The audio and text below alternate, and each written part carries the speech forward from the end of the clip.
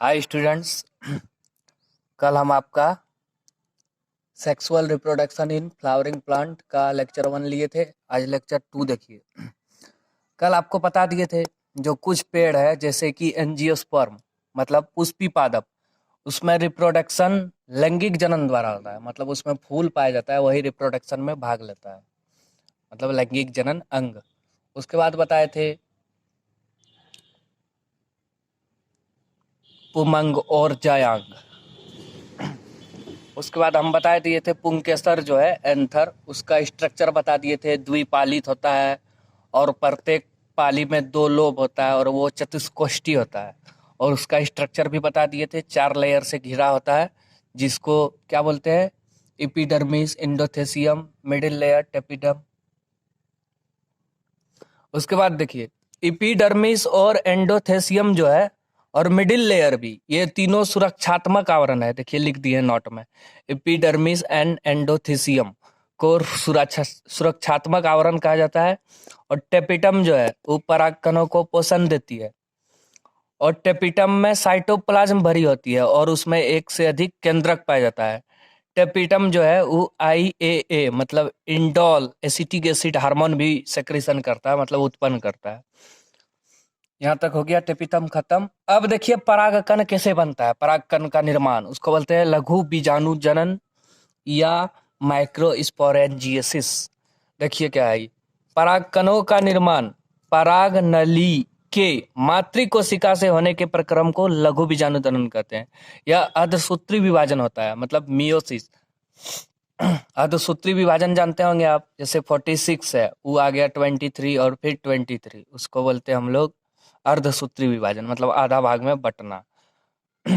अब देखिए क्या है, अब है परागन जिसको बोलते हैं pollen grains. Microspore mail gametophyte इसको बोलते हैं, या नर युग्मोद्भिद। क्या है नर युग्मोद्भिद? परागकण, पॉलन ग्रेन।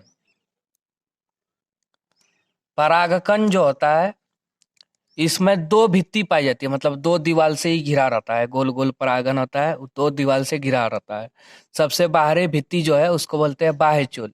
ये बताने भूल गए, परागन का जो आकार है 25 से 50 माइक्रोमीटर तक होता है। मतलब कुछ बड़ा भी होता है, कुछ छोटा। जैसे अड़हुल का पुष्प जो है लाल लाल दिखता है, उसके ऊपर आप हाथ डालिएगा तो हल्का लाल लाल जैसा दिखेगा, वही है परागन। वही नर युग्मोद्भिद है। अब परागन की भित्ति जो है, सबसे बाहरी भित्ति जो है वो बाह्य चोल होती है, या स्पोरोपोलेनिन की बनी होती है। यह बहुत इंपॉर्टेंट है। स्पोरोपोलेनिन जो है ये बहुत ताकतवर तगड़ा होता है। मतलब अभी तक कोई भी ऐसा एंजाइम नहीं है, कोई भी ऐसा एसिड नहीं है, कोई भी ऐसा बेस नहीं है जो इसको गला सके, मतलब निम्नीकृत कर सके। तो बाह्यचोल जो है या स्पोरोपोलेनिन की बनी होती है, या सर्वाधिक प्रतिरोधक सामग्री है।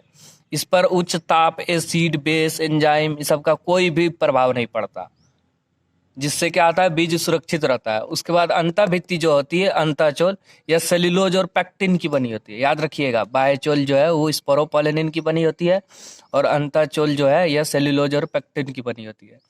उसके बाद है परागकण जब परिपक्व होता है, मतलब जब उसमें वृद्धि होने लगती है, तो उसमें 2 कोशिकाएं भाग लेती है। एक है कायिक कोशिका जो खाद्य का भंडार करती है, एक है जनन कोशिका जो कायिक कोशिका के लिए जीव द्रव में तैरती है, मतलब कायिक कोशिका के अंदर जीव द्रव में ये तैरती है।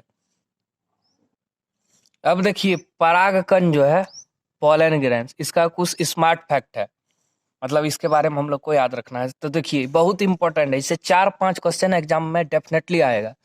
तो देखिए क्या है, कुछ प्रजातियों के परागकण गंभीर एलर्जी एवं श्वसनीय वेदना उत्पन्न करता है।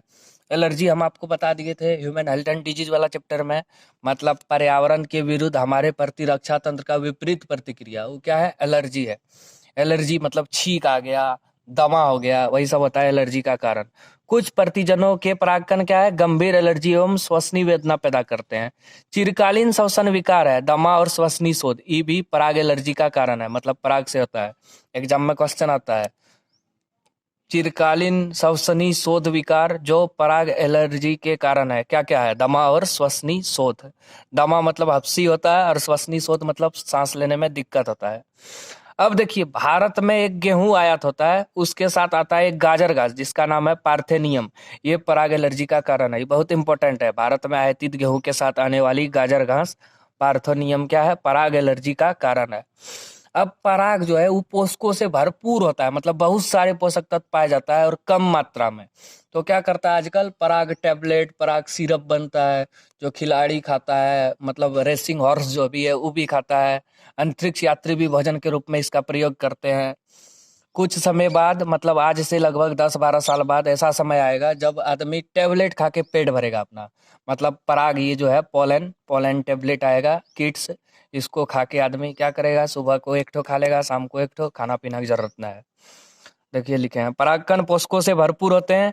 इसका प्रयोग पोलन टैबलेट एंड सिरप बनाने में किया जाता है, मतलब आहार संपूरक के रूप में परागकण का प्रयोग किया जाता है। देखिए यहाँ लिखा है, आहार संपूरक फूड सप्लीमेंट्री के रूप में पराग टैबलेट से खिलाड़ी तथा धावक, मतलब घोड़े की कार्यदक्षता में वृद्धि होती है। मतलब ये ज्यादा काम कर सकते हैं घोड़े, और खिलाड़ी जो है ज्यादा देर तक मैदान में टिके रह सकते हैं। बहुत इंपॉर्टेंट है।